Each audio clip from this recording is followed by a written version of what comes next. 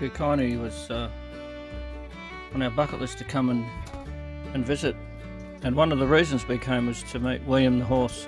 Now this horse notoriously stands out the pub and waits to be fed, but he often tries to push the door open with his nose, and as you can see here he just seems to like licking the salt out of the old brickwork.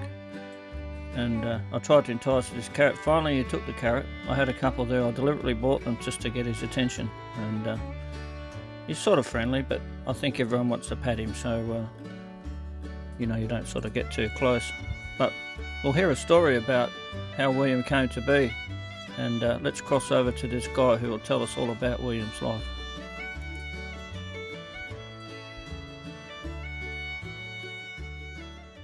I said, the bloke, I've got to go. He said, you can have a horse. Oh. And that was the story with it. And he used to get away with murder with the boss here, but the lady gets now he's away in Cal at the moment, but no, we don't. We just come first time in 5 years. Yeah. So no, the full story is that he was the next racehorse, and he stands up on a hill up there somewhere, and if you can see everybody down there, he just wanders down. And he's got his blanket, which they call his pyjamas.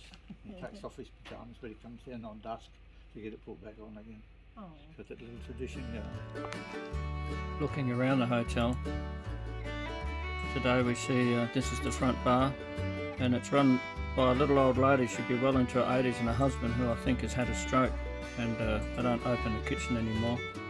But we see, just look down just at this beautiful old building, and outside we go out to the beer garden and have a look around. And we were planning to stay there, but because the kitchen was closed and that, we thought I would go somewhere else.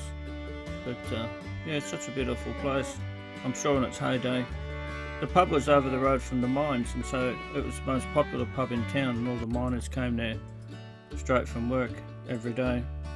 But you know, you walk around and look at the bar, and you know, the miners still come there today, and always got a fire going. And the walls are full of pictures of years gone by. Look through into the other bar.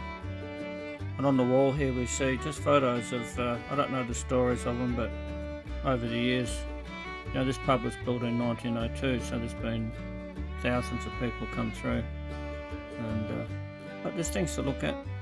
It's, I don't know if they still hire out rooms. Here we have the dining room, fire going. And how beautiful it is, just an old hotel.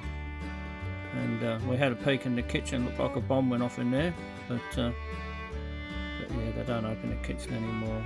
But just have a look down this hallway and how beautiful it is. And we just continue to walk around, so just have a walk around and just see, here's a little old lady behind the bar you see there, and she just works hard all the time. And but you know, I don't know what will happen to the pub when she goes. But some more pictures of old gold miners. And as we leave the hotel, we'll just have a quick drive around town. There's about 5 houses where people still live there. I think they're all people with their own little prospecting mines. But we have a look around town. There's a few old buildings in rubble, and the old roundabout.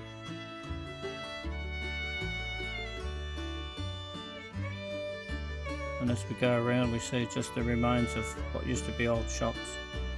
And everything, obviously, you know, when buildings aren't used, they just crumble. But there's still a few old places around, old shops, and old bits and pieces from the old days. I find those places really fascinating, actually, so it's really good to have a look around. But here we see just some old buildings. I think this was a hotel originally too.